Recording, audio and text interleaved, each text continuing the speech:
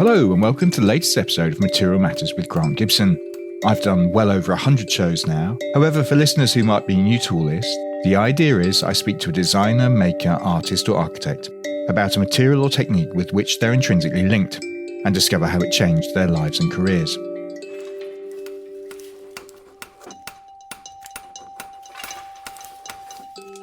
Today, I'm delighted to be talking to Dutch designer Sanne Visser. London-based Sanne describes herself as a material explorer, maker and researcher who's best known for a string of installations and products using human hair.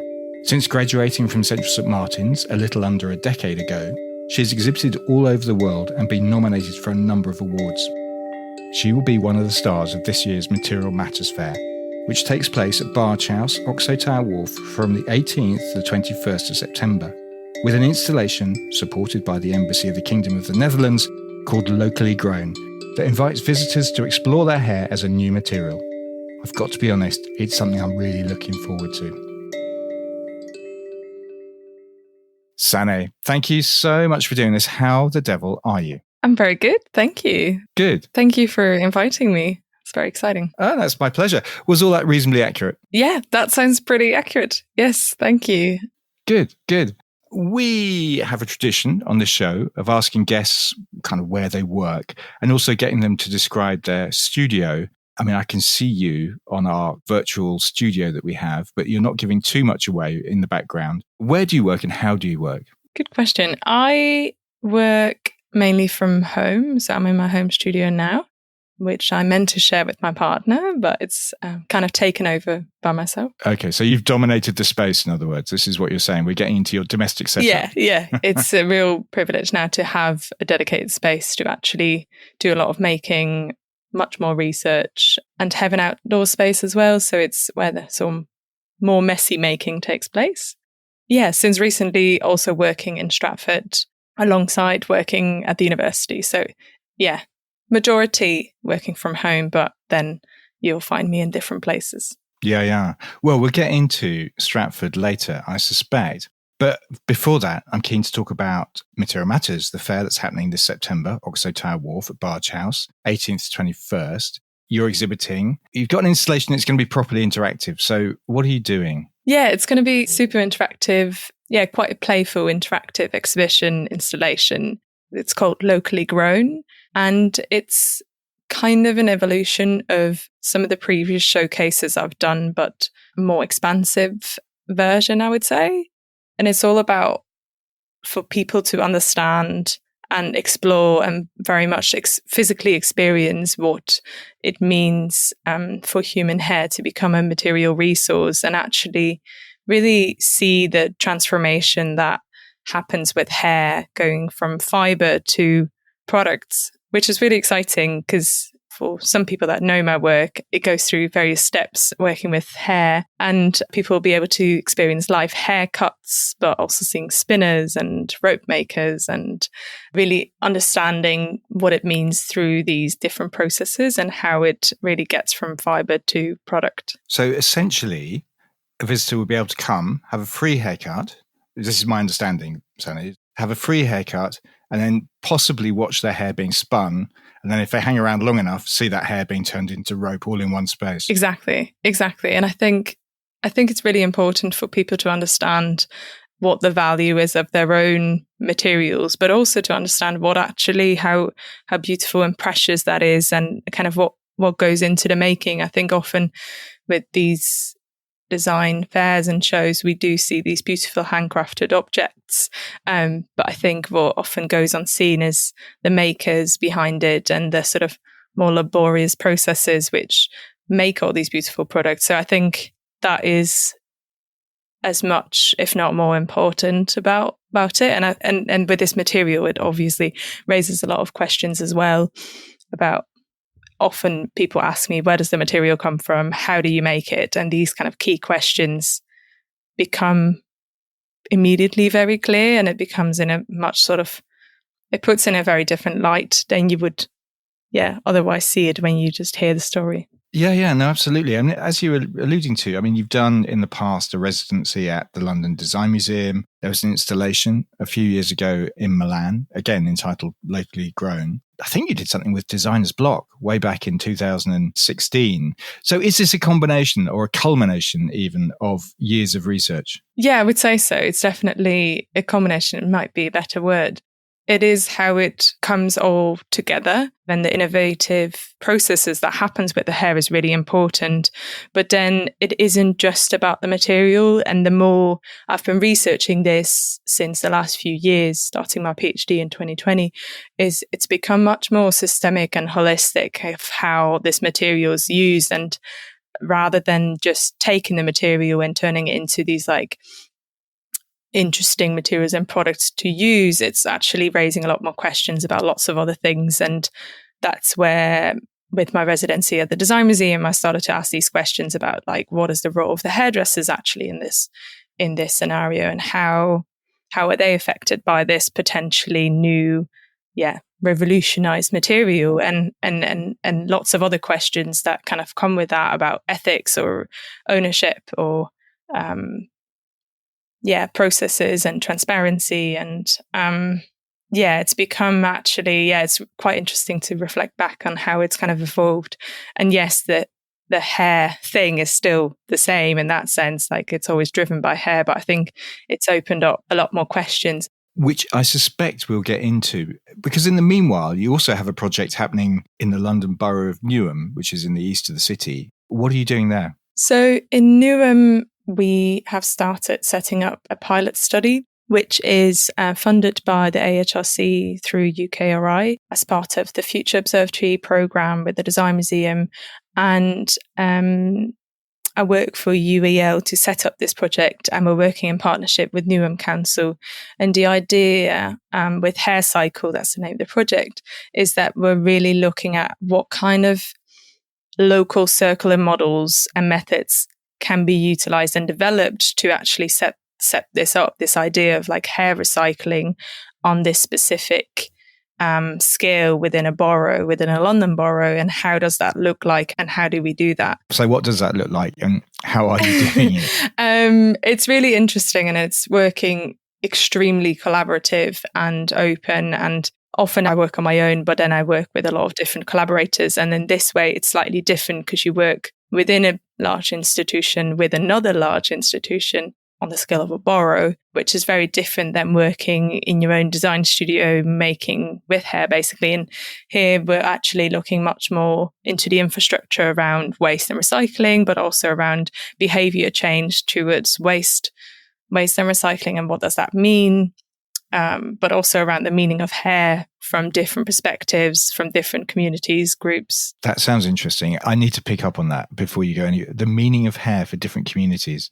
That's really intriguing. What does hair mean for different communities? Hair carries a lot of different meanings for different communities, or depending on your background, your belief system, or your value system. And I think I've always respected that and kind of had that in the back of my mind when I've been researching or working with hair and collecting hair from different hairdressers and different people. But I think when working in Newham, which is a really highly diverse community with lots of different ethnicities and backgrounds and beliefs, it's not common for everyone to think that hair is just a waste and can be a resource.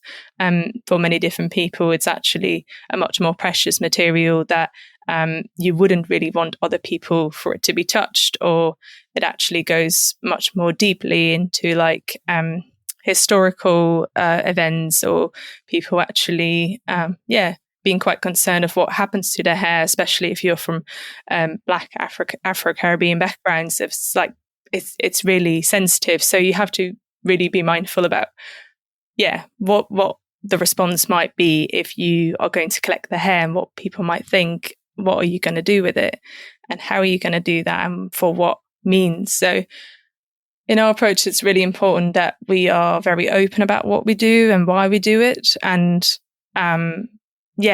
also really welcoming about other approaches, and kind of involving the communities in designing these kind of new models and systems. So actually, by organising these kind of workshops where we invite the local community, whether they're residents or hairdressers or barbers, and local council officers. So you have all these kind of like different people within the same room, and questioning and asking people and having a really nice conversation about, what do you think of hair as a material, and how would you see this in a future system, and how would you, and not just as a sort of material design material, but also thinking about, okay, what if this becomes quite a sort of more commercially viable material?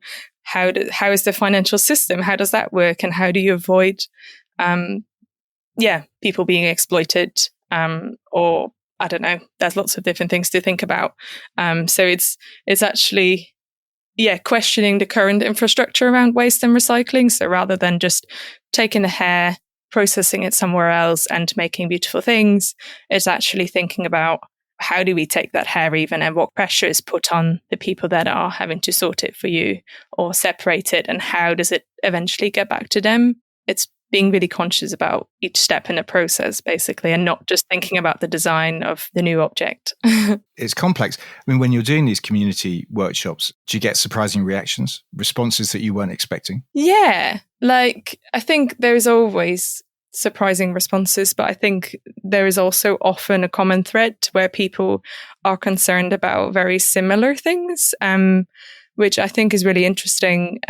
People are often concerned about the ethical process of how and where do you get the hair from, and then secondly, how is it clean? Like the hygiene around it is often being questioned, which is really fair. And then what's being made from it? But I think it's often the questions that I believe should be asked about any material that we use for anything, and I think it just highlights that we aren't really aware or being educated where our materials are coming from. So I think I always see hair as a great way of bouncing back those questions of, we don't really know where our current waste goes or where our current materials are coming from. And it's asking the same questions about other things. So hair can open up a wider debate about materials in general. Yeah, that's what I think. Yeah. It's quite interesting. The UK alone creates apparently 6.8 million kilograms of human hair waste annually. I mean, I don't know who measures that, but it's quite an intriguing figure.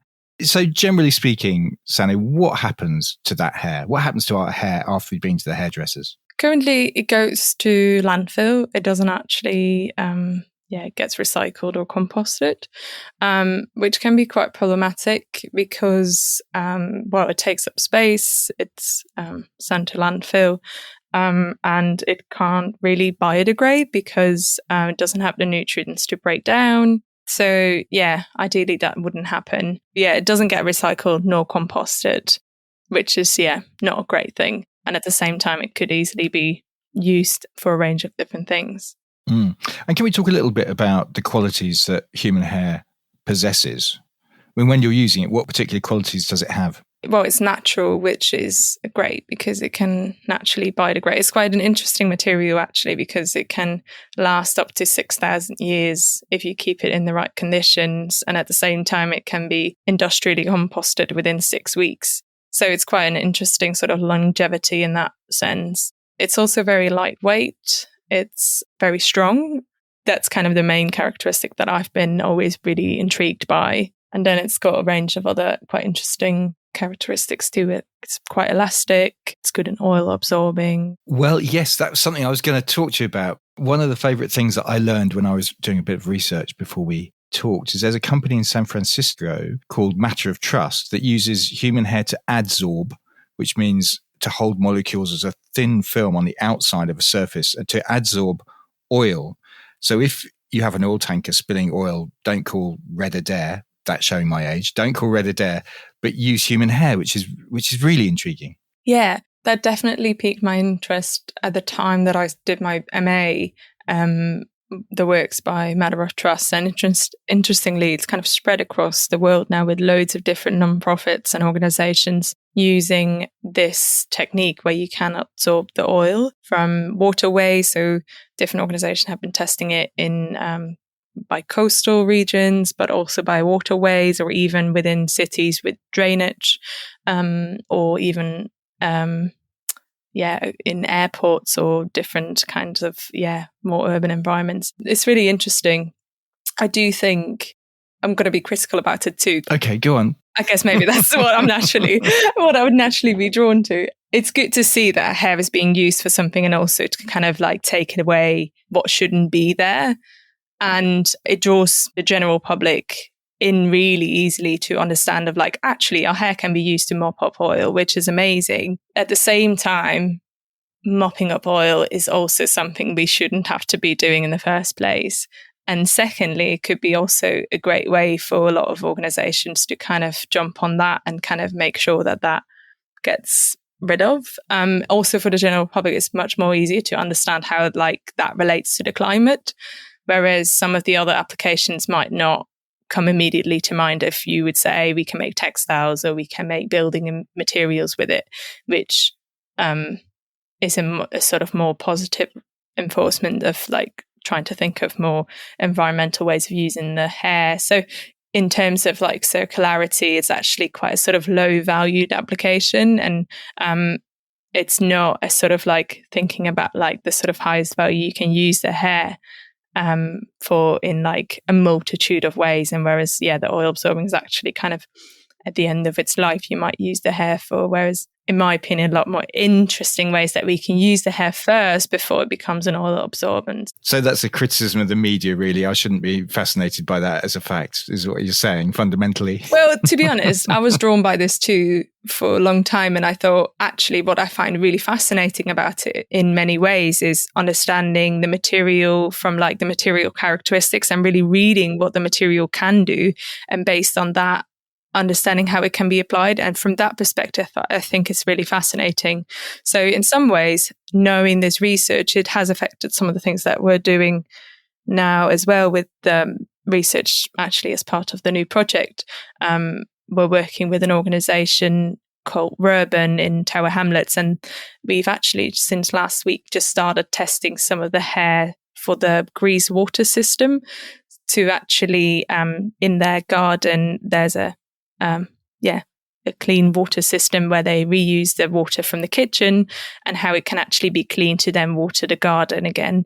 We're actually using the hair to then clean the water as a water filtration to then water the garden again. So in many ways, we still use that existing research in that way. Yeah, no, interesting. I mean, obviously, other qualities, I guess, is that, as we discovered, there's a lot of it. You don't need extra land, water, or energy to grow it, fairly obviously. And in terms of the strength, I was really intrigued that statistically, an average strand of human hair can hold up to 100 grams of weight, which is quite a fascinating thing for a designer to work with, I imagine. Yeah, definitely. I was really drawn by that. I thought hair is incredibly strong and like, how can we utilize that to the most? So I did do some different hair strand testing and it's correct. You can use quite a lot of weight to test the hair strength. But from that moment on, I started really emphasizing the strength of the hair and exploring ways that the hair could be made into something that then can hold weight or kind of emphasizing that weight. And this was during my master degree where I really focused on the tensile strength of the material and was wanting to make rope from it. Yes, it's interesting because the way that you work the material involves so many facets of design that you've kind of already alluded to, but I think it's worth just focusing in on it in a bit more detail because there's making and craft and spinning and turning the material into rope. There's also system design. In other words, working out how you retrieve the hair. Let's unpick that a little bit. First of all, when you're making the products that you've worked with traditionally, and this is before the new project that we've touched on, where does the hair come from? How did you retrieve it in the first instance? So in the beginning as well, I approached hairdressers to collect the hair, though I wasn't focused at all on how I was going to get it. I had a lot of doubts myself of how am I going to get it from the hairdressers? What if they don't give it to me? So I did get it from hair salons and barbershops, which was a lot harder in the beginning because I didn't have any samples to show what I was going to do with it. So I looked a bit more like a lost artist, I think, at the time for a lot of people. And that's not a really confident way to try and convince people that it's going to be really, really a good material. So it's also shown me along the way how important it actually is to show those stakeholders as well. Like, what do you do with the hair? And as soon as you show people what you can do with their hair, people are like absolutely amazed. So how did you persuade the first hairdresser to let them give you their waste hair? I think still by telling them what an incredible material this could be and how we could utilize it and it not going to waste. And the other thing for some people, it literally didn't matter whether it was going to the bin or whether I was going to pick it up. I still think, especially in the beginning, there had to be a level of trust to know who are you, what are you going to do, what is your intention with it, and making sure that you are genuinely saying what you're going to do with it. And I think I've always valued that part of it, and then going back to actually showcase what it is that I was trying to do at the time. Not to say that all the people are interested in that, but I think it's just making sure that you are genuine. No, absolutely. So once you persuaded the hairdressers in question to give you their hair, what did you do with it? How do you work it? In the beginning, it was really tricky, actually, because I wasn't quite sure. I'm not from a textile background, so I didn't have any technical knowledge of how I was going to turn this into rope. And quickly, I think I tried some different techniques of making it into dreads first and then like dreadlocks and then trying to twist it, which didn't work at all. Like it didn't look very good. It didn't work. And quickly I realized I need to find a spinner to make yarn. And that was then the kind of next step of like where I was going to find a spinner. And thankfully through the materials library at Central St. Martin's, I got a contact there from a spinner in Sheffield, who I reached out to and see if she was interested to work with me on this. And she was. And did she need much persuading? No, which was really great. Yeah, it's quite intriguing. Exactly. No, she had been spinning for like 20 years with different kinds of fibers and never with hair, but was totally up for the challenge. And we did some samples and they came out great, because the other thing is you can, like longer strands are really easier, not too long, but like longer strands of hair. But the whole aim for me was, what was really important to make the point is actually to work with short fibers, which is where the kind of more challenging part lies. And so we were able to spin the hair from around minimum of 3 to 4 centimeters and longer. And she was able to do that. So I was really, really happy and pleased that we could tackle the short hair waist and not like extension long hair kind of thing. So you found a spinner. It was always going to be rope that you wanted to make. Yeah, quite quickly, I think. I first explored some other techniques of felting and some with bioplastics, but quickly it just didn't do the things that I wanted to do. And with the course lead at the time, Kieran Jones, we had many different discussions around what I wanted to focus on, and the tensile strength was definitely leading to the rope idea, because rope was holding weight, so it totally made sense to make rope. And what was fascinating about rope making to me was that technique is, in a way, it's so ancient, it's like really, really old. And what's interesting with rope is that you don't have to add any binders or additional materials, whereas the other techniques that I looked at, like making a composite, it always required another material, whereas with rope, if I managed to get the short fibers to twist together, then it could be 100% a human hair material. And that was actually quite important for me. And still to today, I find that quite sort of high value, that it doesn't need any other material, because that adds a whole array of questions of where does that other material then come from. Because the notion of going back to a traditional craft, was that important to you? I mean, it seems to me that you weren't trying to reinvent everything. There was a place in your world for techniques that some people would describe as heritage, I guess. Exactly. I was definitely drawn to craft, and I think that must have already kind of like been like that for a while as being a creative. And I thought there was so much existing and interesting knowledge in those particular crafts, especially rope making, and it hadn't been looked at so much around me. And it was also therefore quite hard to find information and people with the experts in rope making. It was actually quite tricky. Through a bit of YouTube, I could find a little bit, but not as much in rope making. It's more knot work. And because rope making itself is now pretty much fully industrialized. And so I had to then find a rope maker that could then teach me the tricks of how do we make rope. Yeah. And I did, which was really exciting. Hope you're enjoying the show so far. This is just to remind you that the Material Matters Fair runs from the 18th to the 21st of September at Bargehouse, Oxo Tower Wharf. There's going to be loads to see. As we've heard, Sanne will be there, and she will be joined by, among other things, an installation on the future of textiles from Biotech's Future. Studio Tip will be using construction waste to transform our entrance space. Transport expert Priestman Good is our design studio of the year. Hydro will be doing amazing things with scrap aluminium. Corian will be there. And look out for a collaboration between architect and designer T.P. Bennett and the furniture practice that investigates how materials are affecting the contract design world, with brands including Mark & Bisley, Modus, Florim, Norman Copenhagen, Reddy, Suru, and many, many more. There'll be designers and makers working in everything from roots and recycled ceramics to mycelium and food waste.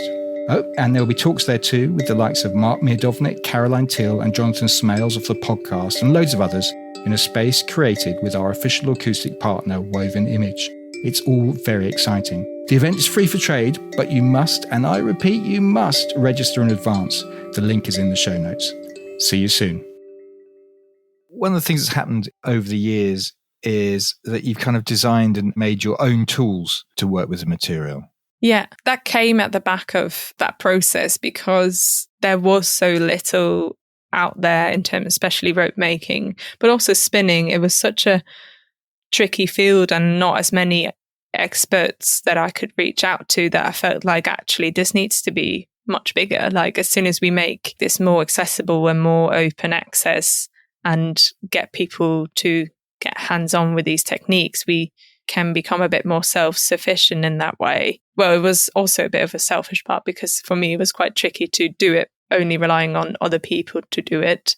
There's not like existing rope machines on the shelves in every shop. So for me it was actually a bit of a barrier of like, how am I going to make more rope if I don't have a machine and I can't buy it? That's kind of the only way of like, I'm going to have to make a machine. I'm quite hands-on and I quite like being hands-on. So that quickly came after my MA that I was quite intrigued by making tools and machines, that I made my own rope machine based on the existing technique. So it was, again, not really reinventing the machine itself, but more a sort of modernized version that is a bit more easy to fold. The first version was a bit more low-key. The second version was more intended and designed for it to be open source and designed for a more flat pack design. So that's when the second rope machine that I made together with two engineers, and it made it much more easy for myself to make the rope, but I also really intended it to be for other people to learn the skill. Interesting. I mean, the other thing you talked about is hair getting contaminated in the collection process. I mean, is that when it falls on the floor?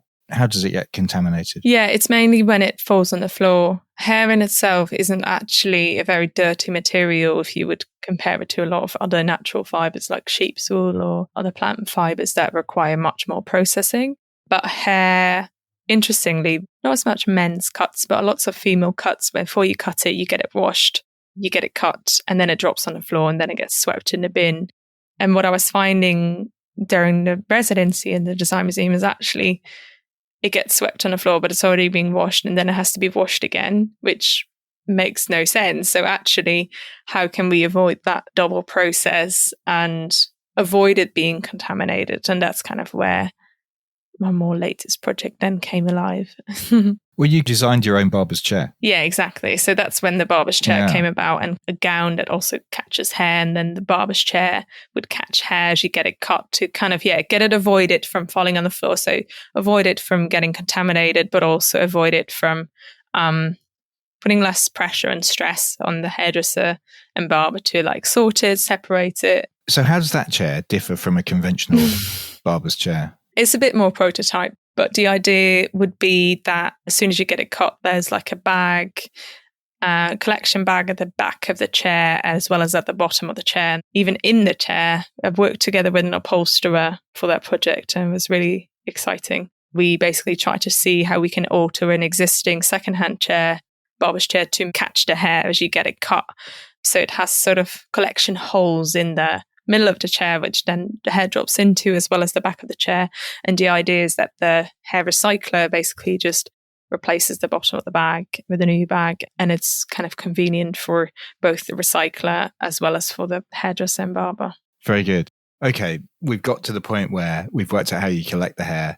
We've worked out how you make the rope. What products have you created with the material and why? I created a range of different objects, and in the beginning I've created different bags, so netted bags, belts, dog leads, which are all a bit more utilitarian and more sort of practical, and that was very intentional. That was for my MA project, and I wanted to show more the practicalities of rope and how it could be handcrafted and kind of beautifully made, as well as really practical. And for me that was quite sort of a way of convincing people as well, of like seeing the material as not as something disgusted, but actually something really strong and really like you can use it. It's actually really strong.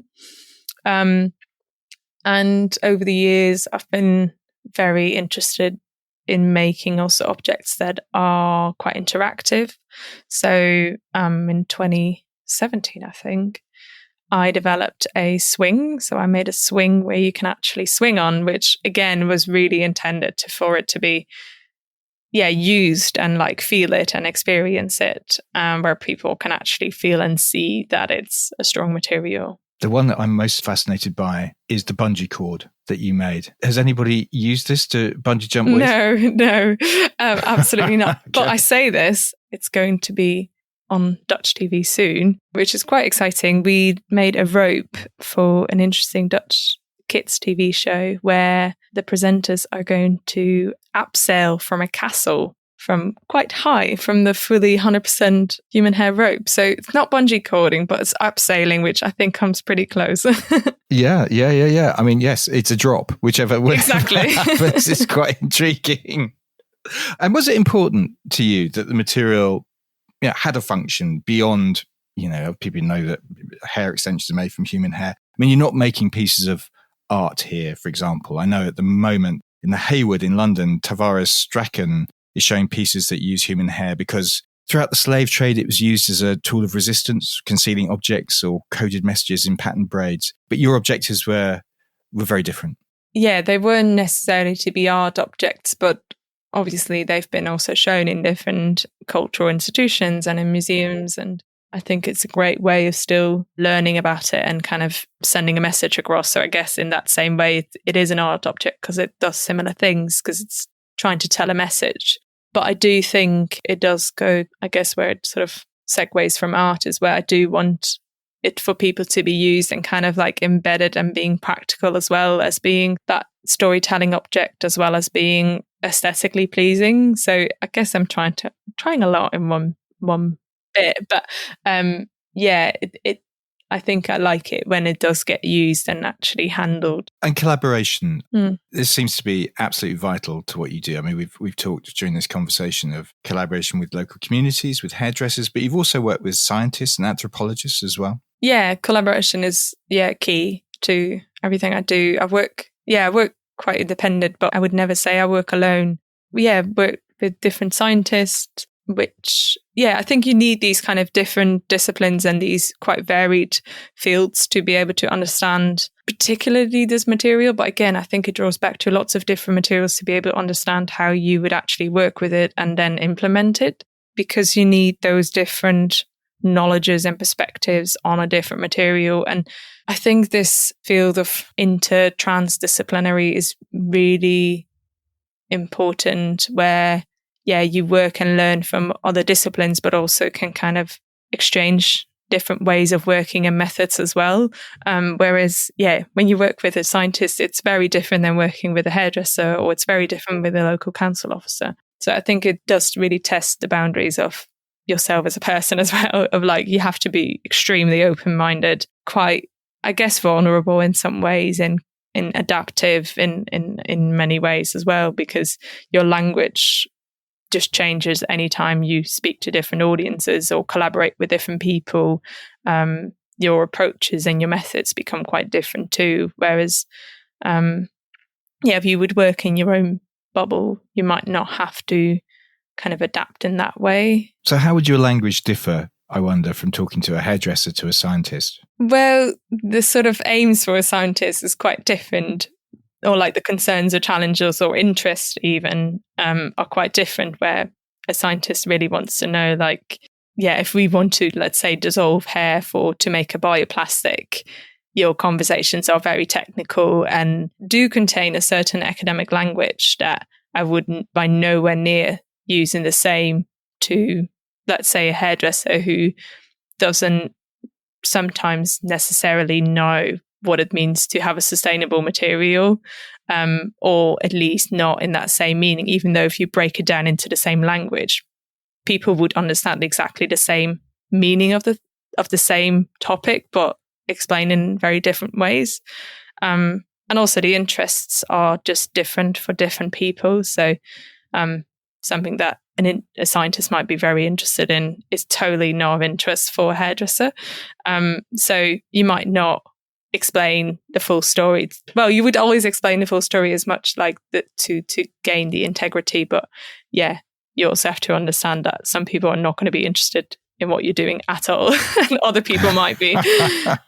Are there difficulties in working with human hair? You mean on the technical side? Yeah. Yeah. Is it difficult? Is it more difficult, I don't know, than, say, wool? Yeah. It's got definitely its challenges. For example, yeah, and even like sort of more technical, like if you're more into textile industry and work with hair for the first time, you definitely would say that hair is actually quite a sort of slippery material. It's quite silky, but at the same time, it's also quite thick compared to like other fibers, especially when you're looking in a textile field, where if you use different wools to make certain kinds of textiles for clothing, you need quite a fine wool for it to be wearable, whereas hair is actually so much thicker if you would look under the microscope, and it also looks very different under the microscope compared to like other kinds of fibers. It's not as spiky as other fibers would be. So it doesn't really attach to itself as wool, for example, would, which makes that process a lot harder with spinning. So spinning technique is also, again, very ancient, but extremely helpful. And it's how we actually make yarn and clothing or textiles for interiors. And hair is actually it can be quite tricky to spin because it doesn't have that kind of fuzziness, and it's therefore a bit trickier to twist. And in the same way that different sheep have different wool that's used for different things, presumably we do have different hair. Afro-Caribbean person's hair is different from an Asian person's hair. It's different from a Caucasian person's hair. Do they have different qualities and different uses, therefore? They do have different qualities and they do have different shapes. So again, if you would, obviously you visually see that different people have different hairs, but even again, if you look under the microscope, you see even the different shapes and the different structures to it. So it does definitely impact. For example, Asian hair grows on average much faster than some of the other backgrounds and ethnicities. 15 centimetres a year, according to my research. Exactly. It's very interesting. And for example, more often Asian hair is also stronger than some of the other hair types. But again, it's all on average, and it's all also based on lots of other factors that have an influence on the health of your hair. So it is something that I was quite drawn to during my MA as well, about like how can we actually use these different hair types for different purposes. At the time, because I was so focused on tensile strength, I predominantly focused also on using Asian hair to emphasize the fact that hair has different kinds of qualities from different backgrounds. I've kind of let that go a little bit, or like not as emphasized enough, even though what I do want to emphasize, what I think is really beautiful about the different hair types and the naturalness of like different people's hair, is that obviously in different plant-based fibers or animal fibers is that there's differences, but I think it's what's interesting with human hair is that you have this huge array of like different shapes, whereas from curly to wavy to straight, but also these different natural colors. And actually, how can we start to emphasize that more rather than going with the same, what we've been trying to do within our current societies to try and hide the grey hairs or like straight and curly hair, whereas actually no, like how can we make sure that we emphasize how beautiful this natural occurrence is? Absolutely. I find going to the barber incredibly traumatic nowadays at my age. I mean, I always do this thing where I say, just cut out the grey, cover the bald. And as one barber pointed out to me, that is now, and I won't use the language they used to me, but it's very, very difficult to do that. Is there a hair community? Are there lots of designers and makers working in hair? Do you gather to discuss the qualities and what you're up to? I know Studio Swine back in the day, a few years ago, were working with human hair to create products. I think their practice has gone in a slightly different direction. But are there others that you communicate with? Yeah, there's more and more designers and artists working with hair, which I think is really fascinating. And it really does show that hair is becoming more popular, which I think is a great thing, because that means that the more people are working with it, the more likely other people might start to accept it as part of the materials palette in a way. And it becomes more accessible for other people to work with. I've worked and I've spoken to quite a few different organizations, including the Matter of Trust or the different organizations in the UK, different designers in the Netherlands, as well as an organization in France. So yeah, it's really interesting to connect and stay connected with some of those more small independent organizations focused on, for example, the oil absorbent mats. So yeah, it's fascinating to keep being in touch with those people and grow the network in that way. Yeah. Can we talk about your background, Sanne? I mean, you're from the Netherlands originally. Were you always going to be a designer? I was always going to be a creative, let's say it like that. Right, okay. That's for sure. Whether I would have called it a designer, I don't know. But I've also never liked the word artist. I think I've just always been drawn, I want to make and create. And that was definitely, since I was very little, on the cards. Right. What did your parents do? My parents, they are also creative, but my parents owned for a long time a landscape and gardening company. Okay. So yeah, I grew up in quite a big house with a large plot of land with a big greenhouse where, yeah, me and my sister always just, rummaged around with my grandparents and played with the mud and the plants, which was great.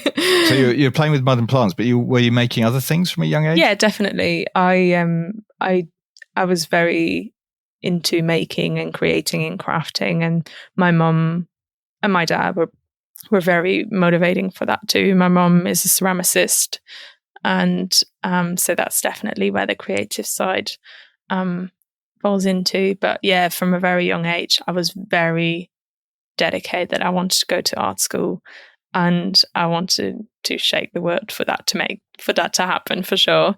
But yeah, I didn't have really high grades in my high school, so I had to work a bit harder to be able to get into art school. But I made it happen, and then I got accepted, but I was too young, so they kind of sent me off for another year. What did you do in that year? I went to the US for an exchange, which was really interesting, and I really enjoyed it. I don't think I would have picked the US again if I was a bit older, but I think it was a really great experience. I learned English, and it was it was really good. And then I came back, and I was really excited to do art school.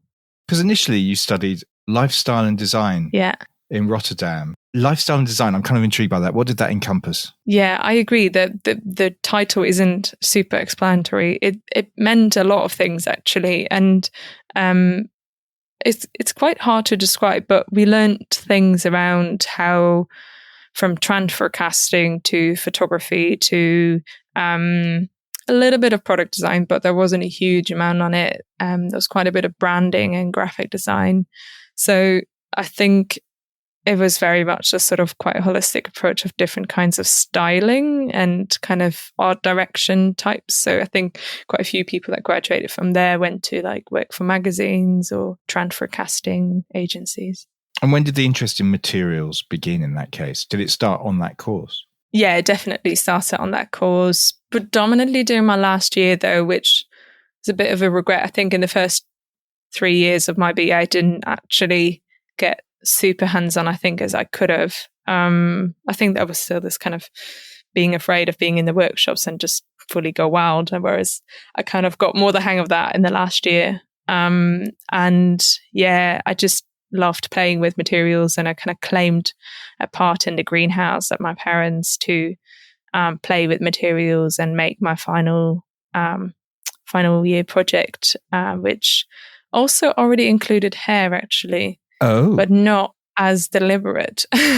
okay. So how were you working with hair in that case? I worked with a different range of natural materials, sheep's wool, also bacteria, which it wasn't actually as popular at the time, but I was already working with different material, bacteria, mycelium, waste denim fibers, hemp fibers, and it was much more of an artistic sort of fine arts project.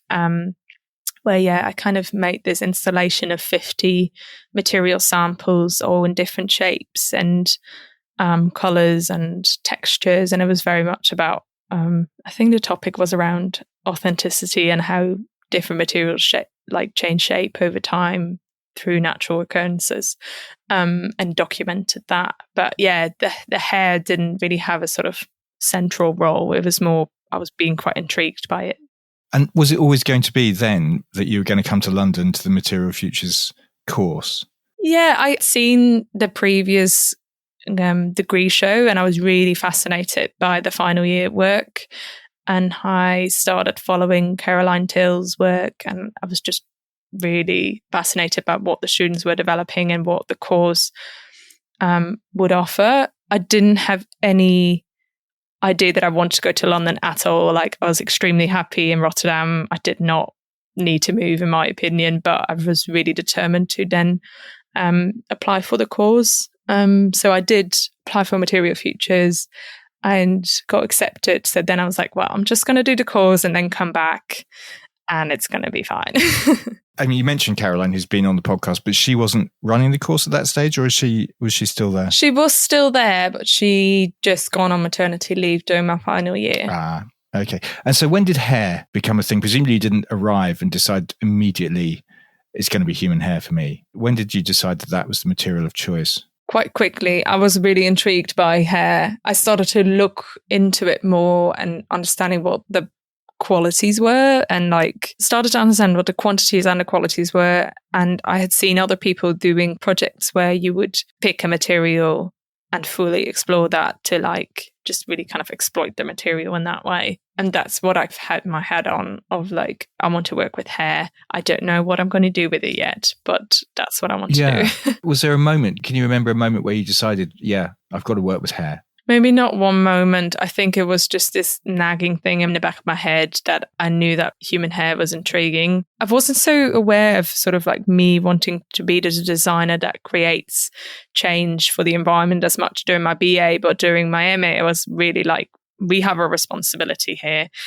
I think human hair can play a role in this field, and there is a lot of it.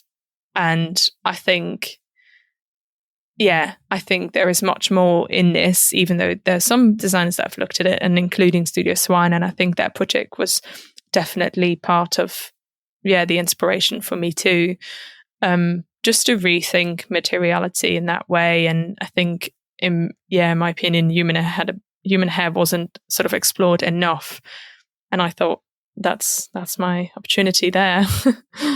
And was it then always your intention to stay in London after the course? I didn't think I would stay in London at all, but I did. I thought, I'm going to stick around for a bit. I was quite happy with my final year. I was happy with working with hair.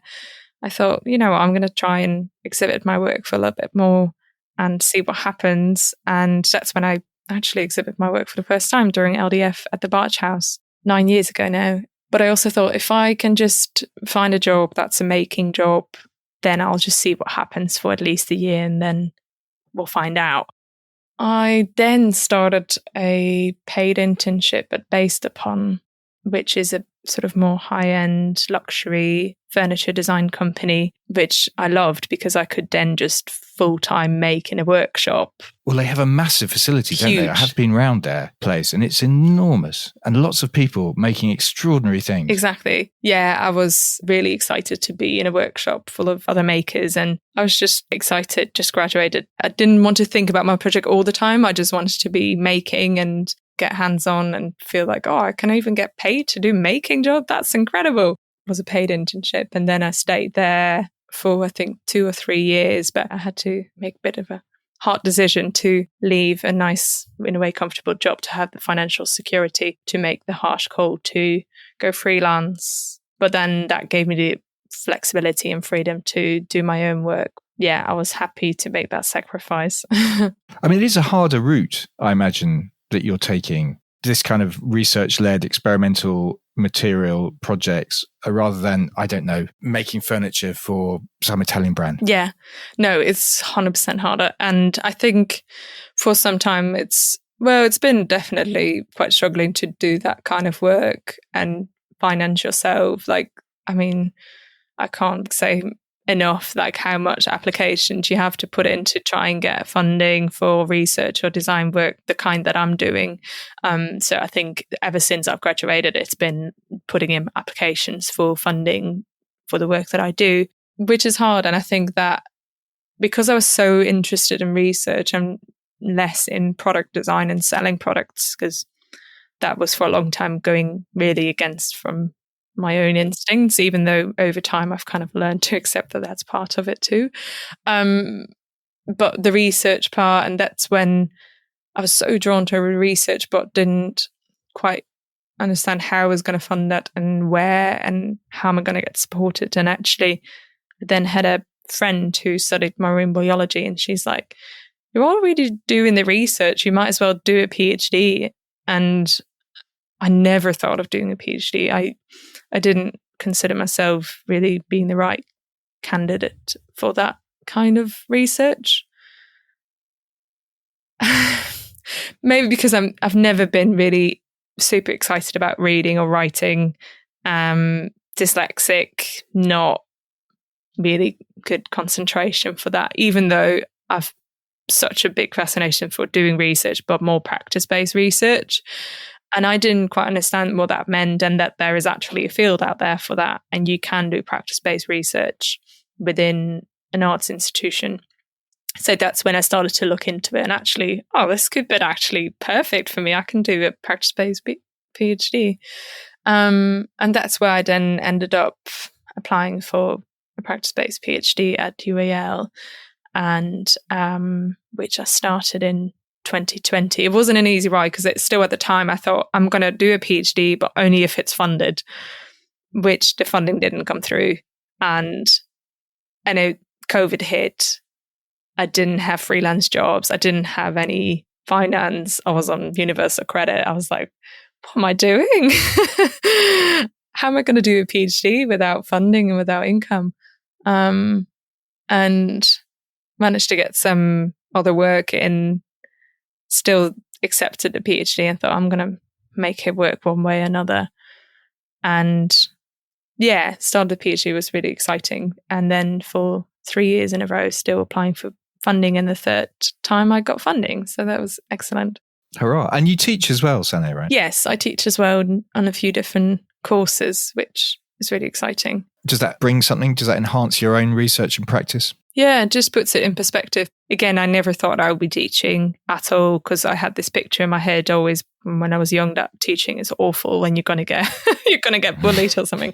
Whereas I never considered teaching on higher education, which is a whole different ballgame. It's more about knowledge exchange and more about passing on the knowledge you've already gained to other people in a different way. But I think, and I teach on different courses. I teach both on textile design and on the new course called Communicating Complexity, which says it on the tin. It falls within the graphic design department, but yeah, I think it's more about systems thinking and understanding how you actually communicate quite, very complex topics and ideas. Yeah, it's a really interesting course. But yeah, I think definitely teaching on the different courses has helped me in my own practice and development. Our hour or so is nearly up.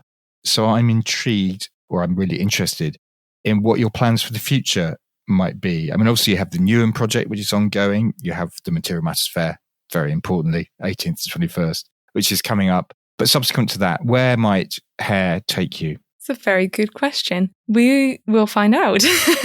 No, I hope hair is going to take me in different places, meeting lots of different people. And I really want to see how hair is becoming a more valued material, where it's not just seen as like you can recycle it, but actually it can make quite larger changes in different ways, thinking about infrastructures to policies to behavior change to the way we view materials. So I really hope that I can continue the way I'm working now, but also making it more long-term and more long-lasting.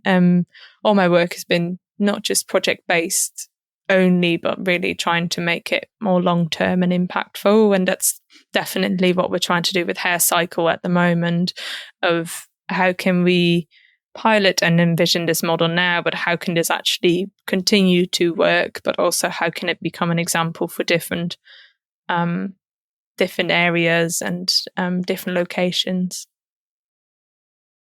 Brilliant. Well, we look forward to that space opening up. Very good luck with Hair Cycle. I will see you very soon in September. And thank you so much for your time, Sanne. I really enjoyed that. Thank you so much, Grant. To find out more about Sanne, go to sannevisser.com. And remember, the Material Matters Fair runs from the 18th to the 21st of September at Bargehouse, Oxo Tower Wharf. Admission is free for trade, but you must register in advance. I'll put a link in the blurb that comes with this episode. As ever, to find other podcasts I've done and sign up to our newsletter, go to materialmatters.design. And there are images relating to the interviews on our Instagram page, which is also materialmatters.design. And it would make me incredibly happy if you went to my Patreon page and made a pledge at patreon.com/Material Matters. For as little as £2.50 a month, you can receive an invite to various Material Matters events, as well as getting access to each episode before it's published to the wider world. Material Matters is a completely independent concern, and any help you can offer would be hugely appreciated. Ultimately, you'll be helping to take the message of the importance of materials, skill, craft and design to a whole new audience. Thanks very much for listening, and hope to see you soon.